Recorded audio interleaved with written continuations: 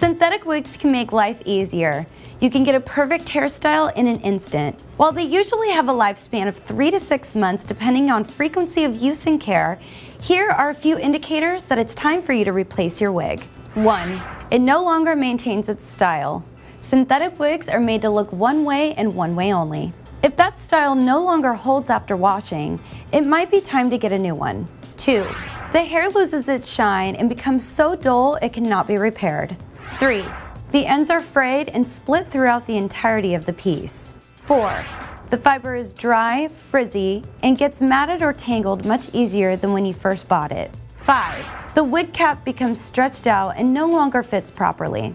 6. Your wig is experiencing a significant loss of fiber and is beyond a stylist or manufacturer adding fiber back into it.